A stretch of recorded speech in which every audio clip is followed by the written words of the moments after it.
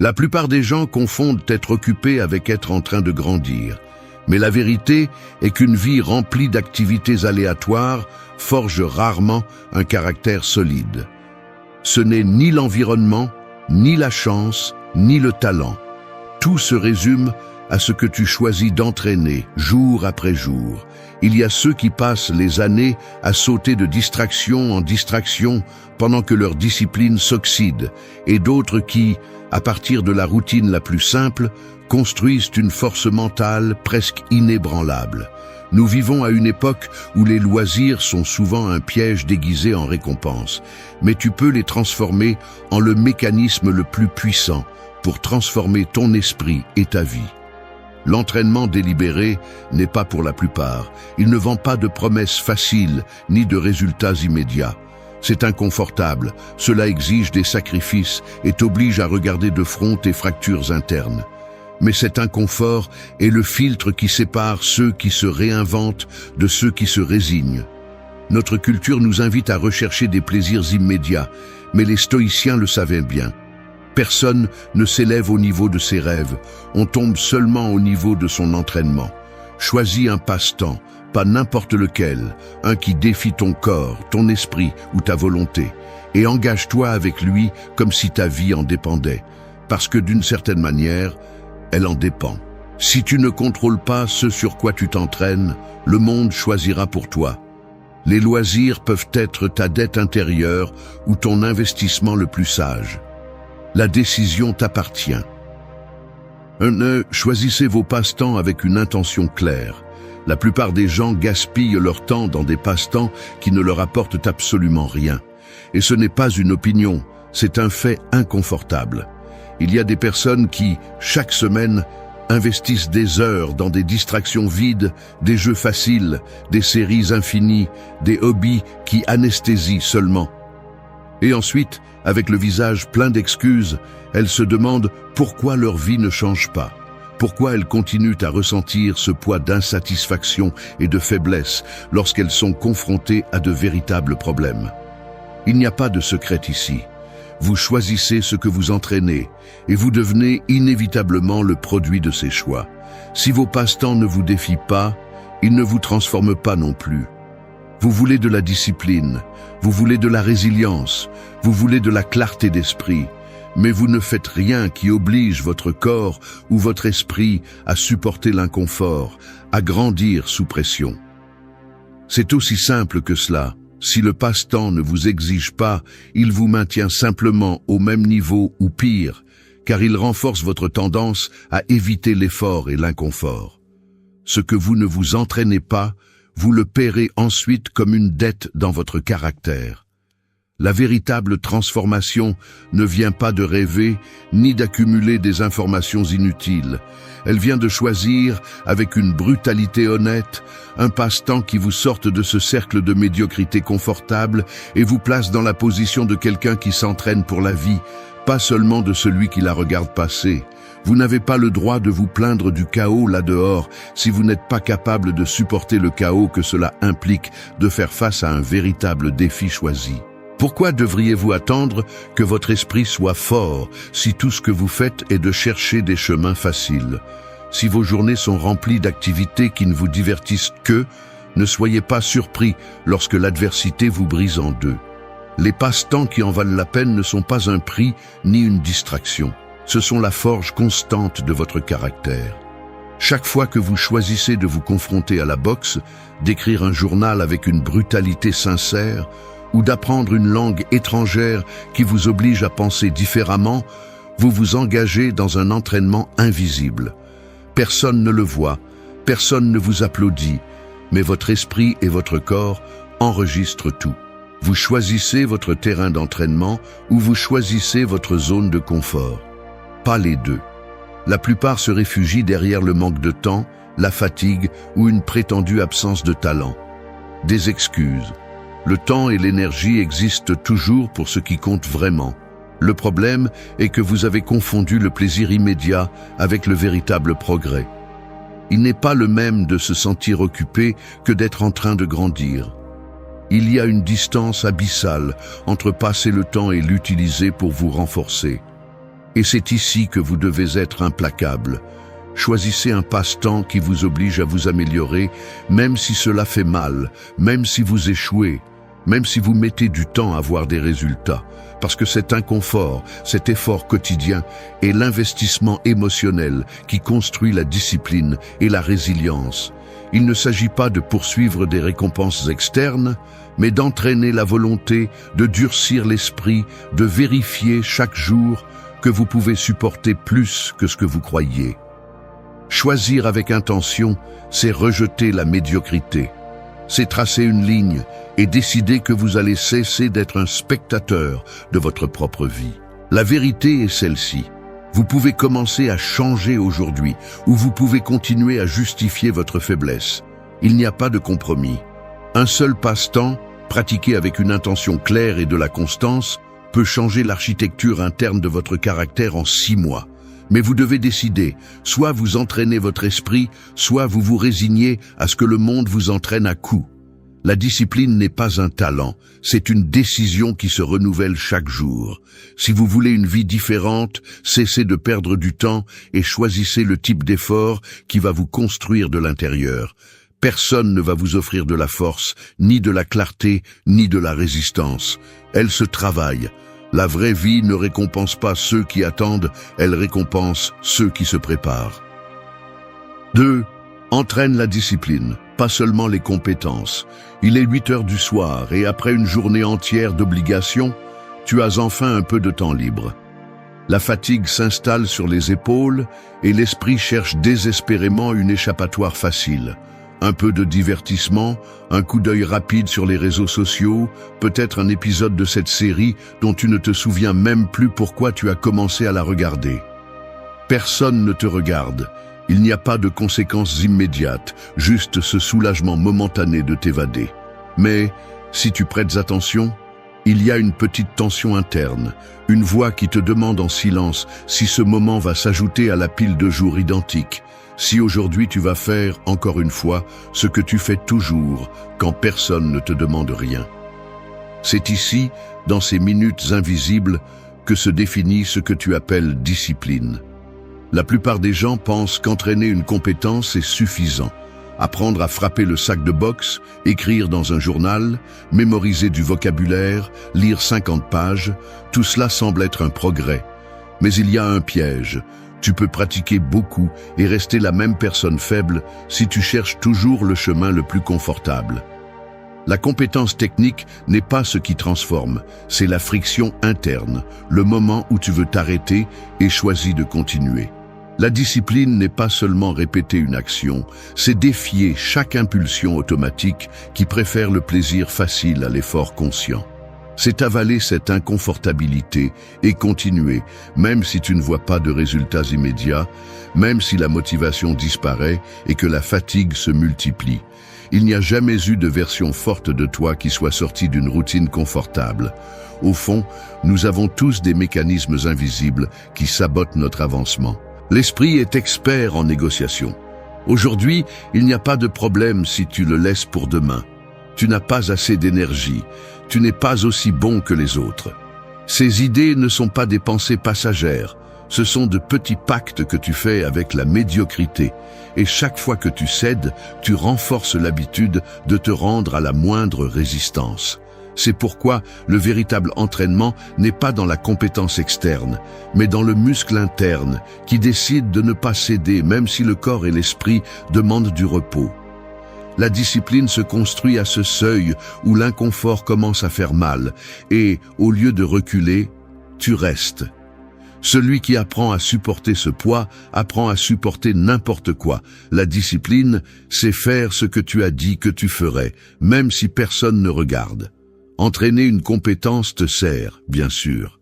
Mais si tu n'entraînes pas le caractère qui la soutient, tout ce que tu as appris s'effondre à la première crise. Il est facile de pratiquer quand tu te sens inspiré. Ce qui est difficile, c'est de pratiquer quand tu es épuisé, ennuyé ou frustré. Ici se révèle le conflit le plus profond. Qui es-tu quand personne ne t'oblige? Que fais-tu avec ces minutes où tu pourrais choisir d'être fier de toi ou de te laisser emporter par les habitudes de toujours? Il n'y a pas de véritable progrès sans cette brutalité honnête qui t'oblige à voir à quel point tu te trahis, à quel point tu te justifies. Il n'y a pas de discipline sans inconfort soutenu. La volonté est un muscle, et chaque jour où tu choisis de l'entraîner, tu la rends plus résistante. Ne confonds pas compétence et discipline. La compétence te mène jusqu'à la porte. La discipline te fait la franchir, même quand tu préférerais rester dehors.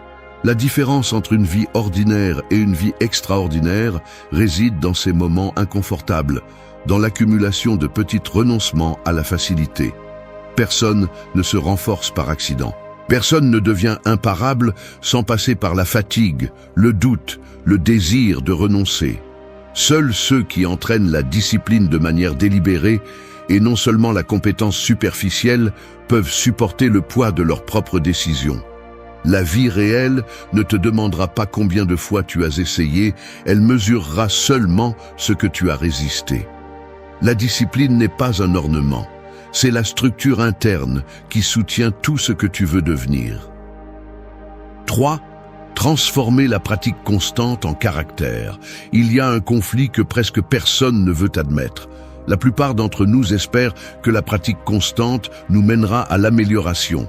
Mais au fond, nous ne faisons que répéter des actions comme si le simple fait d'insister suffisait à changer qui nous sommes. Il est inconfortable de le reconnaître. Mais souvent, la constance n'est pas de la discipline, mais une routine vide qui nous maintient piégés dans des versions à peine meilleures de nous-mêmes. Le véritable problème est que nous confondons l'accumulation d'heures avec la transformation personnelle, comme si la fréquence garantissait la profondeur.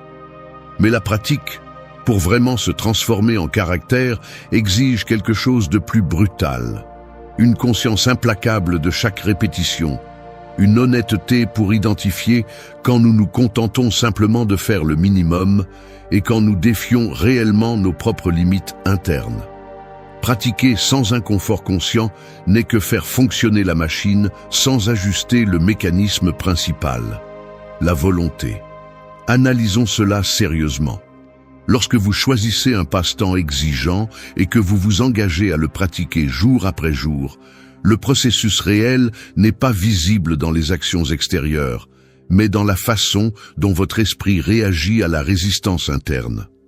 Il ne suffit pas d'entraîner le corps ou la technique. Ce qui est vraiment entraîné, c'est votre capacité à supporter l'inconfort, à affronter la paresse, à négocier avec la fatigue et la frustration sans vous rendre à elle.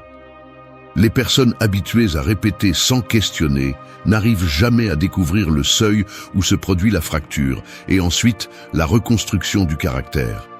C'est pourquoi tant de gens stagnent, parce qu'ils répètent des mouvements mais n'exigent jamais de leur volonté qu'elle supporte un peu plus de pression. Ce qui distingue ceux qui se transforment réellement, c'est qu'ils utilisent la pratique comme un filtre qui sépare l'excuse de la décision. Il ne s'agit pas seulement de faire, mais de faire d'une manière qui vous oblige à cesser de négocier avec votre propre faiblesse. Cela, appliqué au quotidien, est brutalement simple et en même temps difficile à maintenir.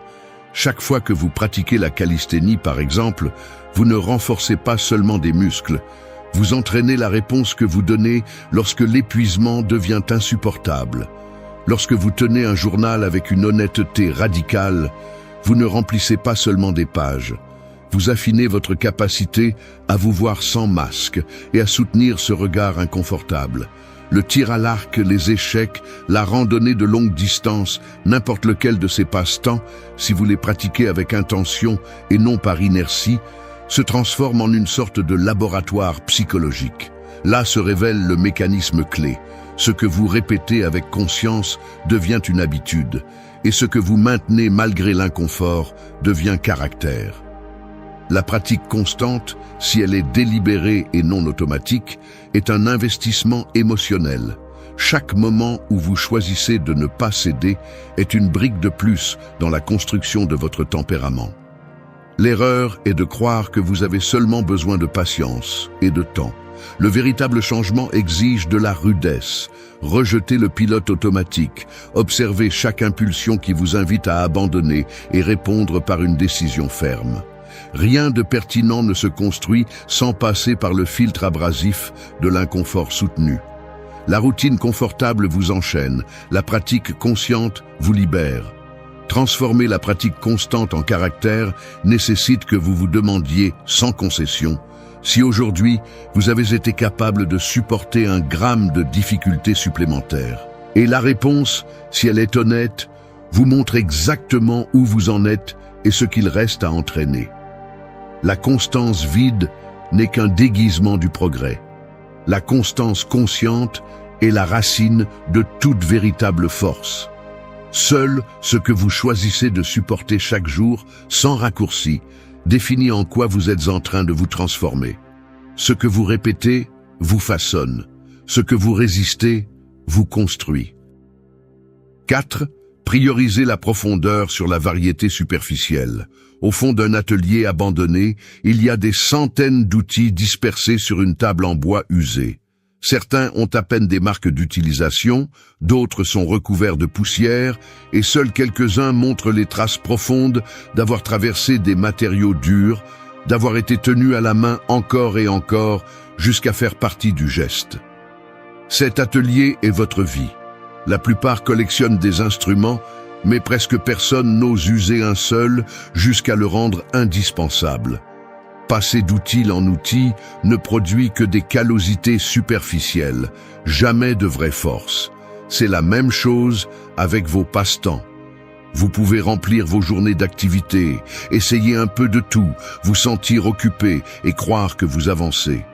Mais ce qui compte, ce n'est pas la variété, mais la profondeur avec laquelle vous décidez de travailler un seul filon jusqu'à ce que la résistance se brise et vous laisse voir de quoi vous êtes fait. On le remarque dans le regard de celui qui a choisi la profondeur. Ces mouvements ont une gravité particulière, un rythme différent. Ils ne se dispersent pas en 1000 tentatives, ils ne se laissent pas emporter par la hâte d'expérimenter le nouveau à chaque instant. Quand il parle, il le fait avec le poids de l'expérience que seul un engagement délibéré peut donner. En revanche, celui qui reste en surface transmet de l'anxiété, comme s'il craignait de manquer quelque chose en restant trop longtemps au même endroit. En réalité, ce qu'il craint, c'est de faire face au vide qui apparaît lorsque la nouveauté disparaît et qu'il ne reste que l'effort pur, sans fioriture. C'est la zone où la plupart abandonnent. Approfondir exige de supporter l'ennui, la frustration, la stagnation apparente. C'est un entraînement silencieux. Répétez encore et encore, jusqu'à ce que chaque erreur devienne partie de l'apprentissage, jusqu'à ce que vous sentiez dans votre corps le poids exact de la discipline. Regardez les mains de celui qui a pratiqué la calisthénie pendant des années. Ce ne sont pas des mains douces, mais rugueuses, durcies par la friction constante avec la barre. Observez comment un joueur d'échecs expérimenté tient une pièce. Il y a une précision presque rituelle, un respect pour le processus. Ce n'est pas un hasard, c'est le résultat d'avoir choisi de perdre la superficialité au profit de la maîtrise. Approfondir un seul passe-temps vous oblige à négocier avec votre propre résistance et à affronter chaque couche de faiblesse sans possibilité d'évasion. La variété séduit parce qu'elle vous donne l'illusion de progrès sans le coût réel de la transformation. Il est plus facile d'essayer 20 activités superficielles que de supporter l'inconfort de ne pas avancer pendant des semaines dans une seule. Mais c'est seulement en franchissant ce seuil, lorsque la pratique devient exigeante et que les résultats tardent à venir, que le véritable changement commence. La profondeur ne se mesure pas en heures, mais en l'intensité avec laquelle vous traversez chaque obstacle interne. Vous pouvez rester des mois bloqués au même point, sans aucune récompense visible. Mais chaque jour où vous revenez, chaque fois que vous décidez de ne pas abandonner, vous soudez une structure interne qui ne se brise pas facilement. C'est ce que la variété ne pourra jamais vous donner. Lorsque vous choisissez la profondeur plutôt que la variété, vous renoncez à la tentation de vous distraire avec le nouveau et vous vous entraînez à supporter le poids de la répétition consciente. Le résultat n'est pas seulement une compétence améliorée, mais un esprit capable de supporter l'ennui, l'incertitude et la fatigue. La profondeur est une dette envers vous-même que vous ne payez qu'avec patience et renoncement. Ne vous laissez pas tromper par la culture de l'immédiateté. La variété n'est pas synonyme de vie pleine, c'est juste du bruit déguisé en opportunité. Choisissez un terrain et creusez jusqu'à ce que cela fasse mal. Ce qui est superficiel s'oublie, ce qui est profond vous façonne. Si vous voulez un caractère qui résiste à tout coup, arrêtez de collectionner des passe-temps et osez rester, supporter le vide et l'inconfort jusqu'à ce que le terrain cède. La profondeur est le filtre qui sépare ceux qui survivent de ceux qui transcendent. Personne ne se renforce en sautant de branche en branche. Seul celui qui choisit de rester, de creuser et de supporter finit par trouver la racine. 5. Utilisez l'effort quotidien comme mesure réelle. Celui qui ne mesure pas sa vie par l'effort se ment à lui-même. C'est aussi simple que cela. Tout le reste ne sont que des excuses sous un autre nom. Vous pouvez répéter 1000 fois votre routine, vous vanter d'un emploi du temps chargé, parler du temps investi et de la dévotion, mais si vous n'êtes pas capable de sentir le poids quotidien de votre effort, ce que vous cultivez, c'est la médiocrité la plus raffinée. Il est facile de se tromper en se disant que du moins vous essayez, que l'intention compte. Mais la réalité ne récompense pas les intentions, seulement le travail qui brûle chaque jour dans le muscle de votre volonté. Croyez-vous vraiment que cela importe combien d'heures vous avez passé si chaque minute était confortable, s'il n'y avait pas de friction? Si vous ne vous êtes pas forcé à faire un pas de plus quand votre esprit vous suppliait de vous arrêter? L'effort est la seule métrique honnête qui existe, car tout le reste peut être falsifié. Vous pouvez étudier sans apprendre, vous entraîner sans vous exiger, pratiquer sans progresser. Mais le corps et l'esprit ne se laissent pas tromper. Seul l'inconfort réel construit. Chaque fois que vous choisissez de ne pas donner le meilleur de vous-même, chaque fois que vous terminez une séance en disant « aujourd'hui c'était suffisant », alors que vous savez que vous auriez pu tenir un peu plus longtemps, vous hypothéquez votre caractère. La dette s'accumule, même si vous ne voulez pas la voir. L'effort quotidien est inconfortable parce qu'il vous oblige à faire face à la partie de vous qui veut négocier, qui cherche des raccourcis, qui préfère l'apparence au résultat. Cette partie existe en chacun, mais seuls quelques-uns la mettent sous contrôle. Aujourd'hui, la plupart vivent obsédés par des métriques vides, calories brûlées, pages lues, minutes consacrées, mais ils ne prennent même pas le temps de se demander s'ils progressent réellement ou s'ils tournent en rond. La vie ne se transforme pas par des gestes de demi-intensité. Seul l'effort soutenu et délibéré laisse des cicatrices de croissance dans le caractère.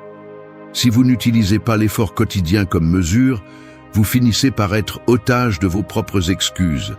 Vous vous convainquez que vous en faites déjà assez, vous vous cachez derrière la fatigue, le stress, les obligations. Mais l'effort réel ne se négocie pas, il ne comprend pas les états d'âme. C'est la décision brutale de soulever le poids mental et physique, même si vous êtes épuisé, de maintenir l'engagement quand personne ne vous exige rien, de ne pas vous contenter du minimum acceptable. Les personnes fortes ne naissent pas avec un talent spécial, mais avec l'habitude de ne pas négocier avec la paresse. Vous choisissez de faire un pas supplémentaire, le corps apprend. Vous choisissez d'abandonner. L'esprit mémorise cette sortie facile. C'est aussi simple que cela. L'effort est la seule chose qui ne peut pas être simulée. Vous pouvez mentir aux autres, mais pas à l'enregistrement invisible de votre propre fatigue accumulée et de vos renoncements volontaires. Ce qui détermine qui vous êtes n'est pas le nombre de tentatives, mais le nombre de fois où vous avez refusé d'abandonner quand tout en vous demandait du repos. Ce n'est pas de la magie. C'est de la mathématique psychologique. La somme des efforts quotidiens, même petits, finit par construire une version de vous qui ne réagit plus avec faiblesse face à l'adversité. Si vous osez mesurer votre vie par l'effort, pas par le confort, ni par les résultats immédiats, tôt ou tard, les résultats arrivent comme conséquence inévitable. Personne ne devient fort par accident. Personne ne se réveille un jour avec de la résilience s'il n'a jamais entraîné l'inconfort. L'effort quotidien est le filtre qui sépare ceux qui souhaitent seulement changer de ceux qui changent réellement. Il n'y a pas de raccourci. Si vous ne sentez pas le poids, vous ne grandissez pas. Si cela ne vous coûte pas, cela ne vous transforme pas. La seule victoire qui compte est celle qui se gagne en luttant contre vos propres excuses. Le reste n'est que du théâtre. 6. Transformez chaque passe-temps en un champ d'entraînement. Personne ne devient fort en choisissant la facilité. Chaque fois que vous recherchez le confort, vous entraînez votre propre faiblesse. C'est la vérité que la plupart préfèrent ignorer. Il ne suffit pas d'avoir un passe-temps. Ce qui fait la différence, c'est la façon dont vous vous y engagez. La manière dont vous transformez cette activité en un véritable champ d'entraînement pour votre esprit et votre caractère. Lorsque vous abordez une discipline, boxe, calisthénie, échec, peu importe, avec l'intention d'éviter l'effort, vous ne faites que répéter le schéma d'évasion qui vous maintient déjà dans la médiocrité. Mais si vous changez d'approche et transformez ce temps en un laboratoire pour défier vos limites intérieures, votre vie entière commence à se restructurer de l'intérieur. Le changement ne se produit pas dans le muscle, ni dans la technique, ni dans le nombre d'heures. Il se produit dans la manière dont vous supportez la pression de vos propres impulsions et décidez de ne pas reculer lorsque la facilité serait d'abandonner. Il ne s'agit pas seulement d'entraîner une compétence externe, mais d'utiliser chaque session comme une occasion d'observer vos mécanismes automatiques. La voix intérieure qui cherche des raccourcis, cette tendance à abandonner dès que le premier obstacle apparaît, l'habitude de vous justifier pour ne pas faire face à la fatigue ou à l'ennui. Chaque passe-temps peut être un simple divertissement ou un outil de construction de soi brutal, selon l'honnêteté avec laquelle vous faites face à vos propres fractures. La plupart des gens n'osent jamais regarder en face leur résistance à l'inconfort.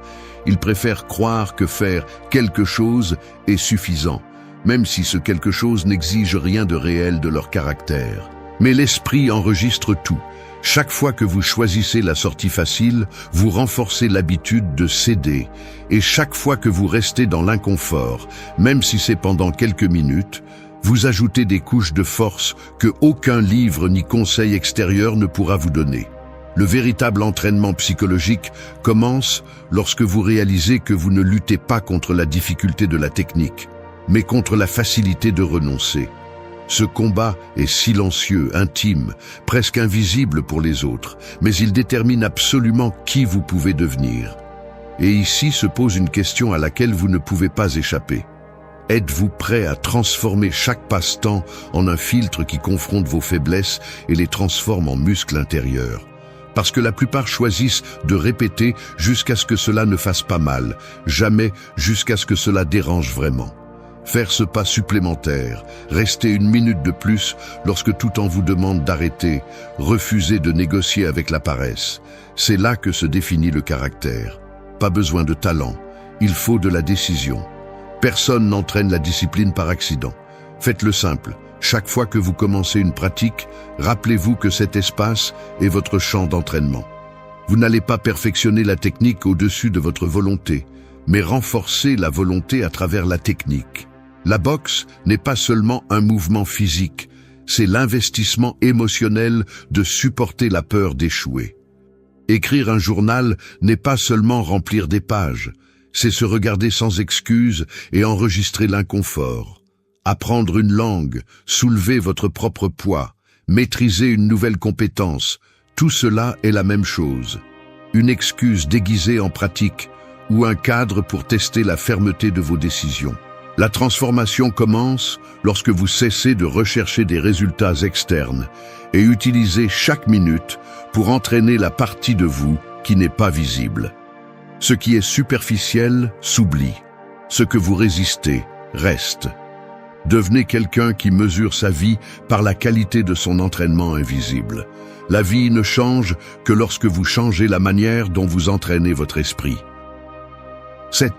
Laisse le défi forger ta résilience. L'horloge indique 6 heures du matin.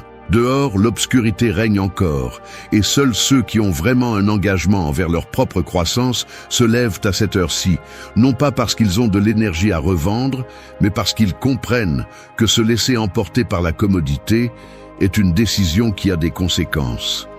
Le froid s'infiltre dans les vêtements. Le lit invite à rester. Mais à cet instant, ce qui compte, ce n'est pas le temps ni la fatigue, c'est le choc frontal entre le désir de procrastiner l'effort et la détermination d'avancer. C'est ici que commence la différence, dans le choix silencieux de ne pas céder à la première inconfort. La résilience, ce muscle psychologique, ne surgit pas par accident. Elle se forge dans la répétition quotidienne de décisions que personne ne célèbre et qui coûtent presque toujours plus que ce qu'elles semblent.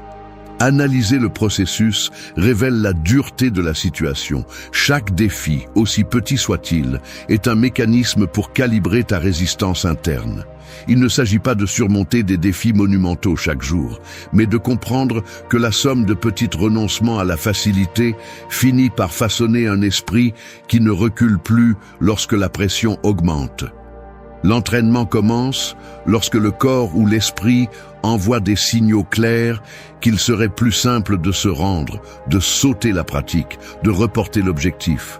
C'est dans cet espace que filtre la vérité. Il n'existe pas de résilience sans friction, et tout ce qui t'évite de ressentir ce poids ne fait que retarder le moment où la vie te demandera réellement quelque chose.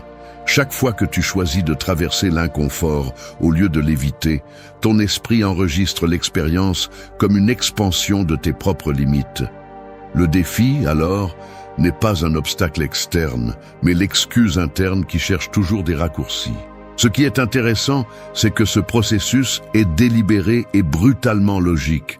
Si tu fuis toujours l'inconfort, tu entraînes ton incapacité à supporter le moindre coup. Si tu permets au défi de prendre une place centrale dans ta routine, tu commences à reconfigurer les mécanismes qui auparavant te poussaient à abandonner. Ici, il n'y a pas de magie ni de talent caché. Il y a la décision consciente de t'exposer à l'effort soutenu. La boxe, la calisthénie, même la simple habitude d'écrire un journal honnête, fonctionnent comme des terrains d'essai où tu peux observer en temps réel comment ta tolérance à l'inconfort grandit en ne cédant pas. Ce que tu tolères aujourd'hui te renforce demain. C'est la véritable mesure de la résilience, la capacité de porter le poids émotionnel et mental sans s'effondrer à la première signe de fatigue. Ce n'est pas un processus confortable ni rapide. L'esprit cherchera toujours à justifier l'abandon avec des arguments raisonnables. Manque de temps, surcharge de travail, fatigue accumulée. Mais lorsque tu permets au défi de te traverser, sans t'anesthésier ni céder à la plainte, tu commences à construire une structure interne qui ne dépend pas des circonstances externes. C'est un investissement émotionnel qui, bien qu'il ne te donne pas de récompense immédiate, ajoute des couches de force réelles. Le résultat ne se mesure pas en réalisation visible, mais dans la manière dont tu réagis lorsque la vie cesse d'être prévisible et exige de toi une adaptation. La résilience n'est pas une résistance passive, c'est la capacité de te reconstruire chaque fois que quelque chose se brise. Permettre au défi de te forger, c'est rejeter la commodité comme philosophie de vie. C'est comprendre que chaque minute d'inconfort choisi est un avant-goût de l'adversité future. C'est entraîner aujourd'hui la capacité de ne pas se briser demain. Parce que personne ne développe de la force en fuyant le poids.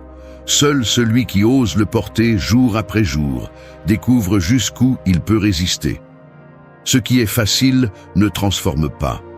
Le défi est le filtre. Ce que tu supportes te définit. 8. Transformer les loisirs en auto-amélioration tangible. Je n'aime pas l'admettre, mais pendant des années, j'ai gaspillé mon temps libre en croyant que les loisirs étaient une sorte de droit acquis, un refuge mérité après l'effort quotidien. Je me souviens de la sensation exacte, tomber épuisé sur le canapé, le téléphone à la main, la télévision allumée juste pour remplir le fond, le mouvement automatique de faire glisser le doigt sur l'écran sans vraiment regarder quoi que ce soit. Il y avait une sorte de soulagement anesthésiant dans cette routine, une pause qui semblait innocente, mais qui laissait ensuite un vide silencieux et une gêne difficile à nommer. C'est une habitude qui s'installe sans que tu t'en rendes compte.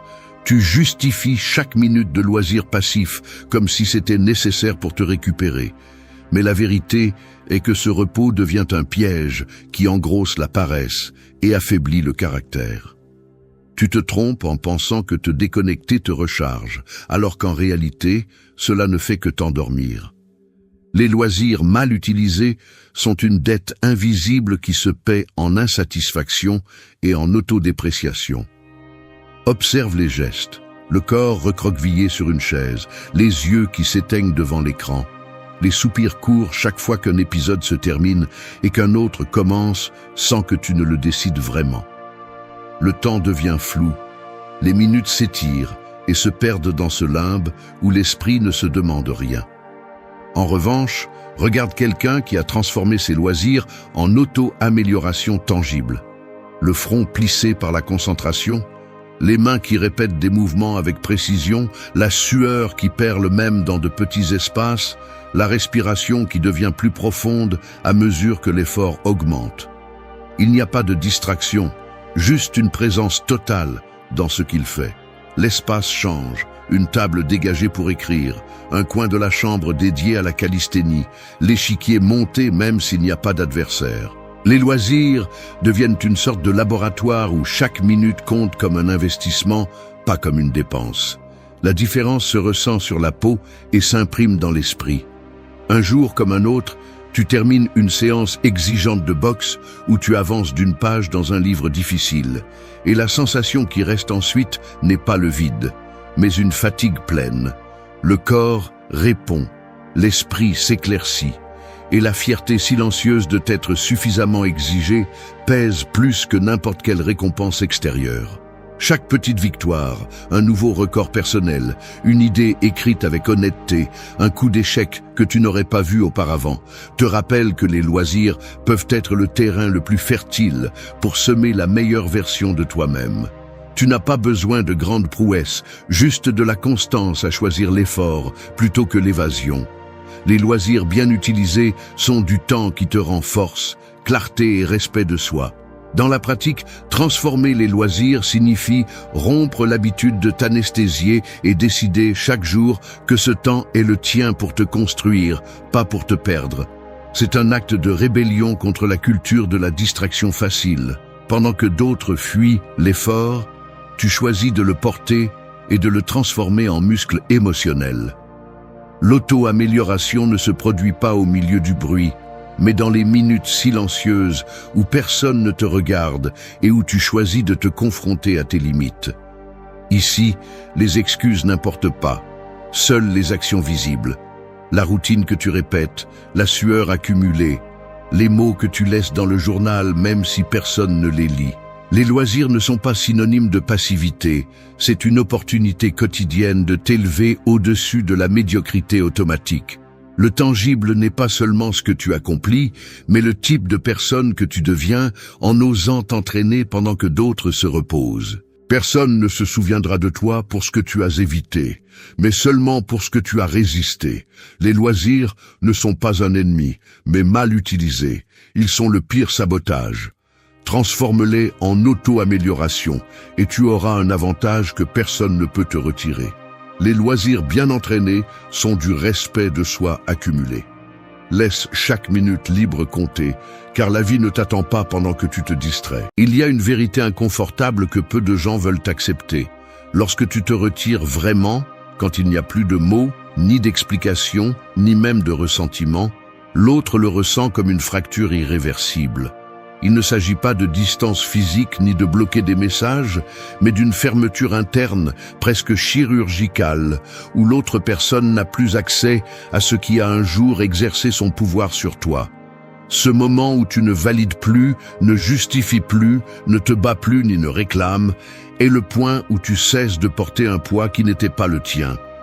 Le stoïcisme le souligne clairement. Ce qui dépend de toi, c'est ta réaction, pas le comportement des autres. Et quand tu choisis le silence, non pas comme une punition mais comme une protection, la dynamique s'effondre car il n'y a plus de combustible pour le jeu émotionnel.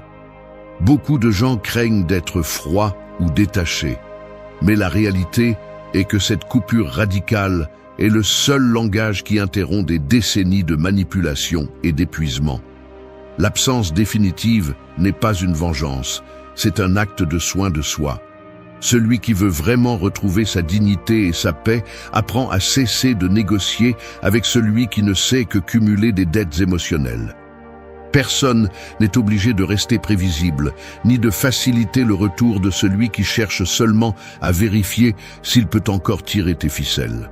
La seule chose que tu dois te dire est ceci: le silence ne se malinterprète jamais, il ne se ressent que. La cohérence interne, bien qu'elle fasse mal au début, est le filtre définitif qui sépare le respect de soi de la dépendance. C'est ici que commence le processus de retrouver ton centre. 1. Retire ta présence, récupère ton pouvoir. La vérité est simple et brutale. Tant que tu es présent, tu continues à perdre. Ne te trompe pas. La fantaisie que ton absence fera réfléchir l'autre si tu laisses une porte entrebâillée n'est qu'un tranquillisant mental, une excuse pour ne pas affronter la peur de lâcher prise. Si tu maintiens ton énergie autour de cette relation, même si tu t'éloignes physiquement ou te tais pendant quelques jours, tu continues à participer au même jeu. C'est comme prétendre cesser de porter un sac à dos lourd juste parce que tu le lâches une minute, mais tu ne l'abandonnes jamais complètement. Il ne te surprendra donc pas que l'autre personne continue à calculer, à attendre ta réaction et à mesurer chaque silence de ta part comme s'il faisait partie d'une négociation. La seule façon de récupérer ton pouvoir est de couper l'accès à ton monde intérieur, sans explication, sans drame, sans message ambigu qui tente de provoquer des réponses. Celui qui cherche à justifier son retrait, en réalité, cherche à être poursuivi. À quoi bon maintenir cette dette émotionnelle? Si tu cherches encore à ce que l'autre comprenne, te reconnaisse ou se repente, tu es toujours lié, et ils ont la clé. Le véritable silence n'est pas l'absence de mots, c'est l'absence de disponibilité émotionnelle. Ce n'est pas une distance physique, c'est cesser d'organiser tes pensées et tes journées autour de ce que ce lien attend de toi. C'est ici que la plupart échouent. Ils confondent le distancement avec une arme, alors qu'en réalité, la seule force réelle réside dans le détachement total, dans l'indifférence établie depuis une clarté intérieure qui n'admet pas de retour en arrière. C'est inconfortable, car ton identité s'est probablement construite autour d'être ce pilier émotionnel, celui qui soutient, celui qui résout, celui qui ne disparaît jamais complètement. Mais cette image finit par être un masque qui n'accumule que de la frustration et te maintient dans une position de désavantage. Tu perds de l'énergie chaque fois que tu vérifies s'il y a des messages, chaque fois que tu hésites à répondre ou non, chaque fois que tu analyses si ton silence est trop dur. Chaque fois que ta paix dépend de la réaction de l'autre, tu as remis ton pouvoir. Il ne s'agit pas de faire l'indifférent, mais d'être indifférent. Le contrôle ne se récupère pas en quémandant des explications, ni en élaborant des silences stratégiques. Il se récupère quand tu cesses d'attendre, quand il n'y a plus aucune trace d'espoir de retour, quand tu acceptes que la relation telle que tu la connaissais est terminée pour toujours. Le retrait qui transforme n'est pas celui qui cherche à punir, mais celui qui ferme l'accès à ton énergie, celui qui cesse d'alimenter le cycle de dépendance et de manipulation. Si tu décides de te retirer, fais-le avec la conviction que tu n'as pas besoin d'être compris, ni pardonné, ni même regretté. Fais-le parce que ta dignité, ta sérénité et ton avenir pèsent plus que toute validation externe. Il y a ceux qui affirment vouloir la paix, mais qui restent attachés à l'attente d'une réaction, d'une excuse, d'une reconnaissance. Ce n'est pas la paix, c'est de la peur, déguisée en espoir. Si tu te justifies encore, tu attends toujours. Si tu vérifies encore ton téléphone en pensant à cette personne, tu cèdes toujours du terrain. La véritable liberté est interne et définitive. Le pouvoir revient lorsque l'accès se termine. Il n'y a pas de contrôle sans absence réelle. Ce ne sont pas de belles phrases, ce sont des vérités. Lorsque tu retires ta présence et élimines la prévisibilité, le jeu se termine, car l'autre personne n'a plus de moyen d'entrer dans ton monde. Il n'y a pas de retour en arrière, ni de rechute possible lorsque la clarté intérieure a fait le travail. Le silence soutenu et l'absence ferme ne sont pas des punitions, ce sont une déclaration d'autonomie. La paix arrive lorsque tu cesses de négocier avec toi-même et fais ce que tu sais que tu dois faire. Ici, il n'y a pas de magie, juste la décision de ne plus payer avec ton énergie pour une relation qui n'a jamais été équitable. Vas-tu continuer à donner ta dignité pour que l'autre ne soit pas gêné? Soit tu choisis de te retirer vraiment et de récupérer ta vie, soit tu continues à faire partie d'un système qui ne fonctionne que parce que tu l'alimentes. 2. Le silence intérieur désarme toute manipulation. Tu te réveilles et presque sans y penser, tu vérifies ton téléphone. Non pas parce que tu attends quelque chose de particulier, mais à cause de cette habitude automatique qui s'installe lorsque ta paix dépend d'une notification, d'un signe, de n'importe quoi qui réactive le cycle. Voici le premier piège. L'esprit entraîné à anticiper, interpréter et réagir à ce que l'autre fait ou ne fait pas. Derrière cette micro-action quotidienne se cache le véritable mécanisme de la manipulation émotionnelle, l'accès constant à ton espace mental. Le silence extérieur peut sembler suffisant, mais si à l'intérieur tu continues à tourner en rond sur la même histoire, si chaque geste de ta part est une réponse anticipée au possible mouvement de l'autre personne, alors le contrôle ne change jamais de main. La manipulation a juste besoin d'une chose pour survivre, que tu restes disponible, même en secret. Le silence intérieur n'est pas ne pas parler, ne pas écrire, ne pas se montrer. C'est la décision de cesser d'organiser ta vie émotionnelle autour des réactions de quelqu'un d'autre. C'est le moment où tu cesses de penser des phrases que tu ne diras jamais, où tu cesses d'imaginer des scénarios dans lesquels tu es compris, recherché ou valorisé. La véritable coupure se produit lorsque l'autre n'occupe plus le centre de la salle dans ton esprit, lorsque ses mouvements cessent d'importer parce que tu as changé le point de référence. C'est là que le jeu se désarme, parce que toute manipulation se nourrit de l'attente, de l'espoir d'une réponse, de l'espace mental que tu continues à céder en silence. À l'instant où tu deviens neutre à l'intérieur, l'autre perd la carte. Il ne sait plus comment entrer, ni quelle manette toucher, parce que ton monde cesse de tourner autour de sa présence ou de son absence. Cette neutralité n'arrive pas par accident. C'est le résultat d'identifier, un par un, les pensées automatiques qui te maintiennent lié. La justification, la fantaisie de rédemption, la peur d'être le méchant en coupant l'accès. Ça fait peur, parce que cela implique d'accepter qu'il n'y a plus de dette émotionnelle à payer, ni d'explication à donner, ni d'avenir à négocier. Pourtant, là réside la force. Ton énergie est un territoire privé. Personne n'entre sans permission. Cette clarté intérieure est ce qui désarme toute tentative de te tirer à nouveau dans l'ancienne dynamique. Lorsque ton silence cesse d'être une tactique et devient une conséquence naturelle de ton changement intérieur, la manipulation se heurte à un mur invisible. Il n'y a rien à négocier, car il n'y a plus de marchandises en offre. Il n'y a pas de réaction, car l'attente a été démantelée à la racine. Le conflit intérieur le plus difficile surgit lorsque l'esprit insiste pour chercher une clôture, une justice ou une reconnaissance. Mais la réalité est simple. Toute tentative d'explication ou de justification restaure la dynamique précédente, redonne le contrôle à l'autre et rouvre la blessure. Maintenir le silence intérieur est en essence maintenir ta propre valeur sans avoir besoin de témoins. Il ne s'agit pas de bloquer les émotions, mais de cesser d'investir de l'énergie en celui qui ne sait que prendre et jamais rendre. Tu t'entraînes à laisser passer l'impulsion de réagir, à ne pas chercher de signes là où tu trouvais auparavant du sens. Ici, la seule cohérence qui compte est celle que tu as avec toi-même. La neutralité est la véritable clôture. Le reste n'est que bruit qui te détourne. Lorsque ta vie mentale n'orbite plus autour de cette relation, l'autre le ressent, même sans mots.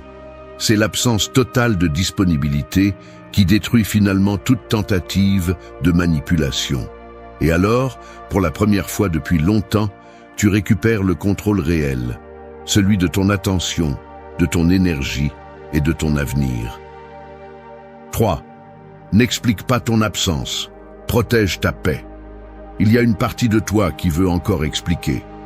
Pas par gentillesse ni par justice, mais par un mélange de peur et de besoin de reconnaissance. Cet élan presque automatique de justifier ta distance, de laisser entendre que tu ne pars pas par caprice, que ton absence a des raisons, que tu n'es pas le méchant de l'histoire. C'est inconfortable de l'admettre, mais sous cette urgence de t'expliquer se cache le résidu le plus persistant de la dépendance émotionnelle. La peur d'être mal compris, de passer pour froid, égoïste ou celui qui n'a pas assez lutté, peut te pousser à rédiger des messages qui ne guérissent rien, qui réinstallent simplement le vieux cycle. C'est ici que l'auto-analyse devient brutalement nécessaire. Expliques-tu ton absence pour clore le chapitre ou pour laisser ouverte la porte de ta validité face à l'autre? Parce que chaque explication, chaque tentative de nuancer ton retrait n'est pas de la neutralité. C'est un investissement émotionnel déguisé, un signe que tu cherches encore un impact, une compréhension ou une réaction. La clarté apparaît quand tu vois que l'acte d'expliquer n'est plus par respect, mais par peur de perdre le contrôle narratif de l'histoire. Analyser ce mécanisme avec honnêteté est inconfortable, mais absolument nécessaire si l'objectif est de protéger ta paix. Le mécanisme est simple, l'autre, habitué à ta disponibilité et à ce que tu laisses toujours une trace, interprète toute explication comme une fissure par laquelle il peut revenir. Peu importe qu'il s'agisse d'une explication longue ou d'un message court, dans les deux cas, l'accès se réactive. Le système de contrôle et de manipulation émotionnelle se nourrit de la prévisibilité, de savoir qu'à chaque mouvement de ta part, il y aura une raison, une justification ou au moins un signe de faiblesse à exploiter. Renoncer à expliquer ton absence n'est pas de la cruauté, c'est une stratégie. C'est comprendre que la paix intérieure n'a pas besoin de témoins ni de garanties. N'explique pas ton retrait. Protège ta paix, pas ton image. C'est la ligne de démarcation entre la fermeture authentique et l'auto-illusion. Lorsque tu décides de ne pas donner d'explication, tu fais face directement au désir le plus primitif d'être compris, de bien faire les choses, de ne pas porter la culpabilité. Mais tout cela fonctionne, en réalité, comme une extension du contrôle d'autrui sur ton monde intérieur. Si l'autre personne a besoin d'une explication pour accepter ton absence, c'est qu'elle joue encore avec l'idée qu'elle peut négocier les termes de ta décision. Et si tu lui en donnes une, même par politesse, au fond, tu continues à participer au même contrat invisible. Tu fournis des arguments et ils obtiennent accès à ton monde. La véritable issue est d'accepter que ta paix vaut plus que n'importe quelle narration, plus que n'importe quelle clôture formelle ou validation externe. L'explication est un pont qui ne sert qu'à le traverser à nouveau. L'autonomie personnelle commence lorsque tu es capable de supporter ce vide inconfortable qui reste lorsque tu te retires sans donner de version, lorsque tu supportes le poids de ne pas être compris. Et pourtant, choisis de ne pas intervenir dans ce récit. L'analyse stratégique est claire. Chaque fois que tu expliques, tu perds du terrain. Chaque fois que tu justifies, tu restaurais la dynamique précédente. La protection de ta paix n'est pas une réaction, c'est une décision anticipée. Tu établis une limite et tu la maintiens, même si à l'intérieur, la tentation de clarifier, d'adoucir, d'être perçu comme juste brûle. La véritable cohérence interne se démontre dans le silence soutenu, dans l'absence d'explication, dans la capacité de tolérer le malentendu externe, parce que tu ne te définis plus en fonction de ce regard. Si l'autre se sent mal à l'aise ou t'accuse de froideur, qu'il le fasse. Ta responsabilité n'est pas de réparer la perception d'autrui, mais de garder l'espace où tu construis ta propre tranquillité. Lorsque l'accès se ferme vraiment, la dynamique se termine. Il n'y a pas de négociation possible, pas de retour en arrière, car il n'y a plus d'énergie investie dans le cycle. C'est ça, protéger ta paix, même si personne d'autre ne le comprend. L'absence ne s'explique pas et ne se négocie pas. Elle se maintient depuis la conviction, pas depuis la culpabilité. Voici le prix de la liberté intérieure, choisir ta paix, même si cela signifie renoncer à ce que l'autre comprenne. 4. Brise la prévisibilité, brise le cycle. Une horloge à pendule, oscillant dans la pénombre, marque le rythme d'une routine qui ne change pas. Chaque mouvement est prévisible, chaque son anticipé et, bien qu'à première vue cela semble inoffensif, ce va-et-vient constant soutient l'illusion que tout reste sous contrôle. C'est ainsi que fonctionne la prévisibilité dans une relation brisée. Tu es le pendule qui ne s'arrête jamais, délivrant des signaux, des réponses, des gestes que l'autre connaît déjà par cœur. Le cycle se nourrit de ces petits automatismes, le salut qui ne manque jamais, la réaction prévisible face à un message ambigu, la pause exacte avant de répondre à une réclamation, l'explication qui arrive toujours, même si tu jures que ce sera la dernière. Chacune de ces micro-actions expose la carte interne de ta disponibilité, et tant que tu restes dans ce rythme, l'autre sait exactement où appuyer pour obtenir ce qu'il cherche. Briser le cycle implique d'abord de cesser de te mouvoir au rythme que l'autre attend. Il y a un moment concret, presque physique, où tu cesses de répondre de manière automatique. Le téléphone vibre et tes mains ne se précipitent plus sur l'écran. La pensée de clarifier ou de justifier se présente, mais tu ne la laisses pas avancer. C'est un changement qui se ressent dans le corps, le regard qui ne cherche plus des traces d'approbation, le dos qui se redresse quand tu décides de ne pas entrer dans le jeu habituel, le silence qui n'est plus une pause stratégique, mais une absence complète d'attente. L'autre perçoit cette rupture, même dans les détails les plus subtils. Une phrase qui n'arrive pas, un geste qui ne se répète pas, une absence qui ne se comble pas par des sous-entendus ni des explications. Tout à coup, la routine se brise et ce vide déroute, car il n'y a plus de point d'appui pour mesurer ta réaction.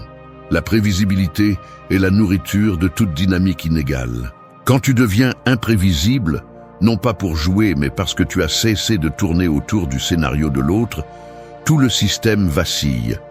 L'autre commence à chercher des signaux là où il y avait auparavant des certitudes, mais tu as cessé de les émettre. Il n'y a plus de schéma auquel s'accrocher, ni de promesses tacites de retour, ni de réponses qui arrivent parce que tu le faisais toujours. Tu peux sentir la tension dans l'air.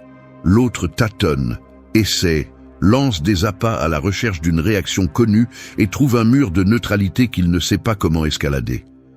Le cycle se brise au moment où tu élimines la répétition. C'est la ligne exacte où tu reprends le contrôle. Il ne s'agit pas de t'entraîner à être mystérieux ni d'inventer une personnalité froide, mais d'abandonner le rôle qui t'a été assigné et que tu as toi-même renforcé avec chaque geste prévisible. La rupture se remarque dans les petites décisions quotidiennes. Tu choisis de ne pas répondre, de ne pas clarifier. Ton visage n'est plus un catalogue d'émotions attendant d'être déchiffré. L'autre, habitué à lire tes réactions comme si elles étaient des instructions, se retrouve face à une page blanche. L'incertitude commence à ronger ce contrôle qui était auparavant absolu. Il n'y a pas de pouvoir sans anticipation. Sans scénario, il n'y a pas de manipulation. C'est simple et brutal. Oui, il y aura des tentatives de te provoquer, de te ramener dans le cycle avec des questions, des accusations ou des gestes qui fonctionnaient auparavant. Le véritable défi est de maintenir l'absence de prévisibilité même lorsque l'inconfort se fait sentir. C'est un entraînement à l'autocontrôle, un muscle qui se renforce chaque fois que tu choisis de ne pas répéter le même schéma. La liberté se ressent d'abord comme un vertige, puis comme un calme. Quand tu cesses de tourner autour de ce que l'autre attend, la relation perd ce noyau invisible qui la soutenait.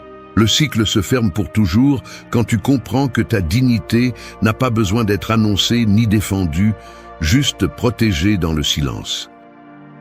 5. Arrêtez d'organiser votre vie autour des autres. Votre vie n'est pas une succursale des désirs des autres. C'est brutal. Mais la plupart de vos journées continuent de tourner autour de ce que l'autre fait, dit ou ne fait pas. Et chaque minute que vous passez à calibrer votre humeur selon la température émotionnelle de quelqu'un d'autre, vous vous videz. Ne l'adouciez pas. Si vous organisez vos plans, vos horaires, vos émotions et même vos silences en fonction d'une autre personne, vous vous êtes effacé de la carte. Peu importe combien d'excuses vous vous inventez pour le justifier. Je fais juste preuve d'empathie. C'est par respect. Je veux éviter les conflits. Mensonge. C'est de la peur. C'est la peur de faire face à votre propre vide, de ne pas savoir quoi faire de votre temps, de découvrir que votre identité est si collée à la validation des autres que vous ne pouvez pas vous souvenir de la dernière fois où vous avez décidé quelque chose sans attendre une réaction. Arrêtez de vous mentir. Chaque fois que vous reportez vos décisions en attendant l'approbation de l'autre partie, vous vous déclarez incapable de gouverner votre propre vie. Et cela se paie cher, avec de l'anxiété, de la frustration, avec un sentiment de petitesse qui s'installe et ne vous lâche pas. La dépendance émotionnelle ne se soutient pas par de grands gestes, mais par des milliers de micro-décisions quotidiennes où vous cédez votre pouvoir et vous ne le remarquez même pas. C'est ce choix invisible d'attendre une réponse avant d'avancer, d'ajuster vos mots pour éviter le mécontentement, de planifier vos journées autour de la possibilité d'une rencontre ou d'une excuse. On vous a entraîné à croire que prendre soin du lien signifie sacrifier votre centre, mais ce que vous parvenez à faire, c'est alimenter l'asymétrie. L'autre personne s'habitue à ce que tout tourne autour d'elle, et quand vous essayez enfin de mettre une limite, elle le vit comme une trahison. Mais la véritable rupture réside dans le fait de cesser de prioriser ce qu'ils attendent et de commencer à demander, sans filtre, « que veux-je ?» peu importe si cela plaît ou dérange l'autre. Ce muscle est atrophié. C'est pourquoi il est si difficile de l'exercer. C'est pourquoi vous cherchez des excuses, vous reportez, vous vous convainquez que ce n'est pas le bon moment. Arrêtez de vous mentir. La dignité n'attend pas son tour. Lorsque vous cessez d'organiser votre vie autour des autres, il ne s'agit pas seulement de couper un contact ou de bloquer un numéro. Il s'agit de reprogrammer votre esprit pour cesser de demander en silence si ce que vous faites sera bien vu ou si cela provoquera une réaction. C'est un entraînement inconfortable. On a l'impression d'être nu en public, sans le refuge de cette attente constante. Mais c'est là que commence la reconstruction. Parce que personne ne va vous rendre le temps perdu, ni récompenser votre sacrifice silencieux. La seule chose que vous parvenez à faire, en étant le satellite de quelqu'un d'autre, c'est de vous perdre dans l'orbite de ses besoins. Les gens forts ne négocient pas leur centre. Les gens forts ne demandent pas la permission d'exister. Le pas décisif est de choisir vos priorités, même si cela dérange, d'avancer même si vous ne recevez pas d'approbation, et de soutenir le regard quand on essaie de vous blâmer de ne plus tourner autour de leur monde. Parce que oui, ils vont vous accuser d'égoïsme, de froideur, d'ingratitude. C'est le prix à payer pour retrouver votre autonomie. Préférez la solitude plutôt que l'esclavage émotionnel. Votre vie est à vous. Personne n'a le droit de la programmer à votre place. Vous ne retrouverez pas votre paix tant que vous continuerez à mesurer chaque pas avec la règle de leurs attentes. Il est temps de cesser d'être le personnage secondaire de votre propre histoire. Si vous ne vous choisissez pas, personne ne le fera pour vous. Arrêtez de demander la permission d'être qui vous êtes. La seule validation dont vous avez besoin est celle que vous vous donnez lorsque, enfin, vous vous placez au centre de votre vie. 6. Maintenez la neutralité. Éliminez le jeu de pouvoir. La neutralité n'est pas une pause, c'est la frontière définitive entre le soin de soi et l'abandon de soi. Le jeu de pouvoir n'existe que si vous y participez, et chaque fois que vous choisissez d'entrer dans la danse des réactions, vous justifiez votre blessure et perpétuez votre propre épuisement. L'autre peut essayer n'importe quelle stratégie, provocation, silence, messages ambigus, mais tout s'effondre au moment où vous cessez de répondre par le désir d'influencer, de clarifier ou de vérifier que votre absence pèse. La vérité inconfortable est que, tant que vous ne lâchez pas le besoin d'avoir le dernier mot ou d'être reconnu, vous restez lié à une dynamique qui ne fait que vous consommer. Le contrôle n'a jamais été chez l'autre, il a toujours été le vôtre, mais vous le remettiez chaque fois que vous aviez besoin d'être validé. Celui qui maintient la neutralité maintient le véritable pouvoir. C'est la base. Cessez d'alimenter l'attente d'un dénouement, d'une reconnaissance, d'une justice émotionnelle qui n'arrive jamais. Au plus profond, maintenir la neutralité est une bataille silencieuse contre de vieilles habitudes mentales qui vous demandent de réagir, qui vous murmurent que rester indifférent est être cruel ou que abandonner le rôle de soignant est trahir vos propres valeurs. Cependant, ce récit ne vous garde prisonnier que de la nécessité de plaire, d'ajuster votre énergie et votre temps en fonction de comment l'autre se sente ou agisse. La peur d'être perçu comme froid, égoïste ou insensible est la dernière chaîne. Ce qui n'est pas souvent reconnu, c'est que cette prétendue empathie est en réalité un piège mental. Vous continuez à jouer parce que vous ne supportez pas le vide de ne pas importer, le poids du non-réponse, l'inconfort de couper l'accès sans donner d'explication. Mais cet inconfort n'est que le prix de votre liberté. La neutralité est le signe qu'il n'y a plus rien à négocier. Vous n'avez pas à être cruel, vous devez juste cesser d'être prévisible, d'être la ressource émotionnelle disponible, celle qui est toujours prête à soutenir ce que l'autre ne veut pas porter.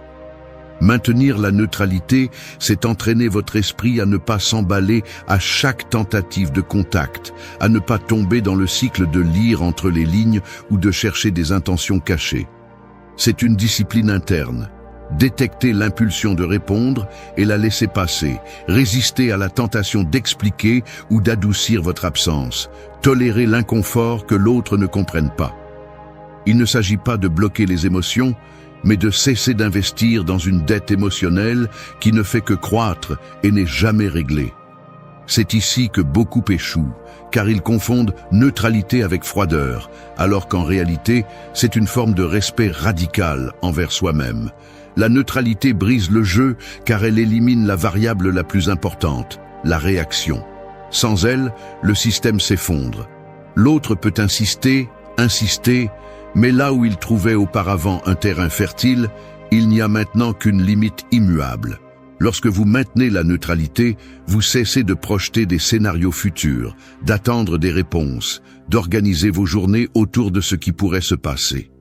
Vous récupérez votre attention et votre énergie et dans cet espace apparaît une clarté brutale. Vous n'avez plus à prouver quoi que ce soit, à justifier quoi que ce soit, à attendre quoi que ce soit. La relation perd son centre parce que vous le redonnez à vous-même. Ce qui était auparavant une lutte constante pour le contrôle se transforme en une décision ferme de ne pas participer au jeu. Le pouvoir est dans l'absence de réaction. C'est la liberté que personne ne peut vous enlever. Et bien qu'au début cela soit difficile, avec le temps, la neutralité devient votre état naturel. Parce que ce qui vous définit désormais, ce n'est plus ce que vous faites ou ne faites pas pour l'autre, mais ce que vous choisissez de soutenir pour vous-même. 7. Ne cherche pas de clôture en dehors de toi. Tu sors du travail, tu montes dans les transports, tu ouvres le chat par habitude et tu relis la dernière conversation. Tu cherches un signe, un indice de clôture, la preuve que tout s'est terminé de manière claire ou du moins juste. Cet élan est aussi automatique que respirer.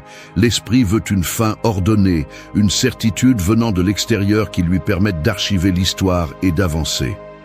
Sans t'en rendre compte, ce mécanisme te maintient attaché à l'attente que l'autre, avec un message, des excuses ou une explication, te libère du poids que tu portes encore. Mais cet espoir est le piège ultime. En pratique, chercher la clôture en dehors de soi, c'est céder le contrôle sur sa propre paix et sa narration interne. L'autre devient l'arbitre de ta tranquillité, et ton bien-être reste suspendu, accroché à une réponse qui peut ne jamais arriver, ou, si elle arrive, n'aura pas l'effet réparateur que tu imagines. Ce n'est pas une erreur naïve, c'est le résultat d'un entraînement émotionnel où tu as appris à croire que ton soulagement dépend de la validation et des mots des autres. Si tu analyses le cycle, tu verras le schéma. Tu t'accroches à l'idée du dialogue en attente, la conversation où tout s'éclaire, le retour de tout ce que tu as donné. Mais ce moment existe rarement. Ce qui se passe, c'est une succession de micro-essais, où chaque contact, chaque explication, chaque recherche de réponse ne fait que réactiver la blessure et maintenir vivante la dette émotionnelle. Le mécanisme est clair. Plus tu attends un signe de clôture de l'autre, plus tu prolonges ton propre épuisement et repousses le véritable point final. C'est comme repousser le paiement d'une dette en pensant que demain sera plus facile, alors qu'en réalité, seul l'intérêt augmente. La clôture externe est un mirage. Même si une explication arrive, elle n'apporte presque jamais un soulagement réel, car l'inconfort interne est soutenu par ta propre attente, non par l'information que tu reçois. La clôture que tu cherches à l'extérieur ne compense jamais la paix que tu as perdue à l'intérieur. C'est la première fracture de ce système. La prochaine étape dans la carte mentale est d'identifier le coût de continuer à chercher à l'extérieur ce que tu ne peux te donner qu'à l'intérieur. Chaque fois que tu laisses entre les mains de l'autre le dénouement, tu renonces à ton autonomie émotionnelle. Tu deviens dépendant de variables que tu ne contrôles pas. Temps, état d'esprit, niveau d'honnêteté ou même le simple désir de l'autre de clôturer le cycle. Le résultat est que tu restes piégé dans la procrastination, tournant en rond autour de ce qui n'arrive jamais. De plus, cette recherche de clôture externe se déguise souvent en maturité ou en besoin de justice.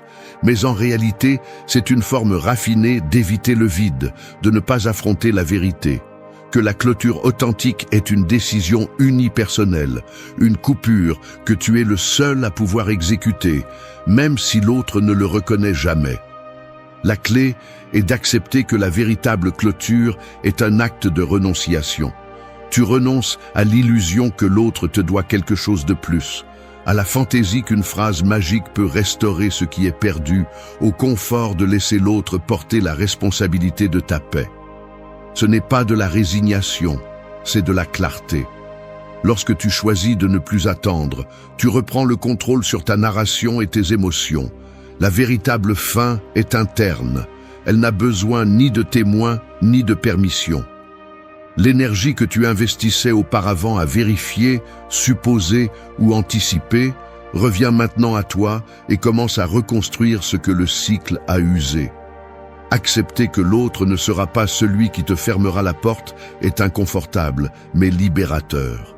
Cela t'oblige à regarder à l'intérieur et à te dire, sans fioriture, que tu ne vas plus dépenser ton énergie pour quelqu'un qui ne peut, ne veut ou ne sait pas te donner la clôture que tu mérites. Là, juste à ce point, commence la véritable reconstruction. Tu ne cherches plus d'arguments, ni d'excuses, ni de justice. Tu décides simplement, avec une nouvelle conviction, que ta paix n'est pas en négociation. Tout le reste n'est que l'écho d'une attente qui n'a plus de pouvoir sur toi. 8. Cohérence interne avant réaction externe. Je l'admets, c'est plus difficile que ce que l'on veut reconnaître. Il y a des jours où le corps semble fonctionner en automatique, mais à l'intérieur, l'esprit est au bord du sabotage.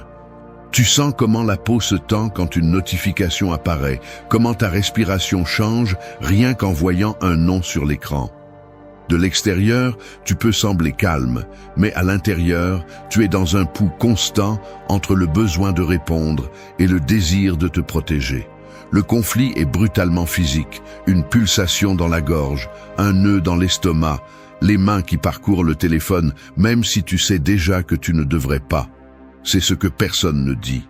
L'incohérence interne se manifeste dans des détails minuscules. Dans le corps, dans cet élan de répondre quand tu sais que la seule chose que tu devrais faire est de garder le silence. Le soin de soi ne se sent pas comme un soulagement immédiat. Cela ressemble plus à une gêne aiguë, une abstinence émotionnelle qui exige une réelle force. Tu observes tes gestes et tu te découvres en train de tomber dans de vieux automatismes. Écrire un message et le supprimer, passer en revue mentalement des phrases que tu n'enverras jamais, inventer des excuses pour entrer dans le chat au cas où. Tout cela est réaction, pas cohérence. C'est agir par peur, par l'élan de ne pas perdre le contrôle externe, même si cela signifie te trahir à l'intérieur. La cohérence interne est autre chose, c'est cette décision muette qui se traduit par des gestes concrets, en laissant le téléphone face cachée, en sortant marcher quand l'anxiété serre, en regardant le plafond au milieu de la nuit, et en résistant à la tentation de chercher des signes. C'est la discipline de te maintenir lorsque l'esprit crie qu'une action rapide calmerait le vide. Mais tu sais que ce soulagement est un piège qui te ramène au point de départ. La cohérence est inconfortable. La réaction est addictive. C'est la ligne qui sépare celui qui se libère de celui qui répète. Dans le quotidien, la bataille se livre dans des détails que personne ne voit. Le silence n'est pas seulement se taire, c'est maintenir un geste neutre quand quelqu'un essaie de te provoquer. C'est ne pas altérer ta routine, même si l'autre cherche à te déstabiliser par des absences ou des messages ambigus. C'est s'asseoir devant une tasse de café. Et, même si l'esprit insiste à tourner autour du vide laissé par l'autre personne, t'obliger à maintenir le regard sur ton propre présent. La cohérence interne est une résistance pratique. Tu t'entraînes à ne pas chercher d'arguments, à ne pas te justifier, à tolérer le malaise qui reste lorsque tu décides de ne pas donner d'explication. C'est le muscle invisible qui se renforce chaque fois que tu choisis de ne pas céder à l'urgence de la réaction. Là où il y a cohérence, il n'y a pas d'accès extérieur. Cette phrase, bien que gênante, est la boussole au milieu de l'abstinence émotionnelle. La réaction cherche à contrôler l'extérieur, la cohérence protège l'intérieur. L'autre peut insister, tâter, apparaître avec des réclamations ou des promesses. La véritable rupture se produit lorsque tes actions ne se modifient pas, lorsque ta présence et ton énergie restent au centre, sans se détourner en fonction des attentes de l'autre. Ici, on voit qui a vraiment coupé le cycle. Il n'y a plus de gestes cherchant à être interprétés, ni de silence stratégique attendant d'être brisé. Il ne reste que la décision ferme de ne pas organiser ta paix autour de ce que l'autre fait ou ne fait pas. C'est une scène silencieuse, presque invisible de l'extérieur, mais puissante. Tes mains immobiles, le dos droit, le regard qui ne cherche plus le reflet chez l'autre, mais dans ton propre axe. Au final, la cohérence interne est la seule garantie que le retrait est réel et définitif. Peu importe la pression que tu reçois pour réagir, si tes actions et ton état mental restent alignés, l'accès se ferme et la dynamique se termine. La paix n'est pas l'absence de conflits externes, mais la décision de ne pas bouger au rythme de ce que l'autre attend. C'est cela la maturité émotionnelle, même si cela fait mal, même si c'est difficile. Parce que la véritable liberté se construit dans le silence inconfortable de la cohérence, pas dans le soulagement momentané de la réaction.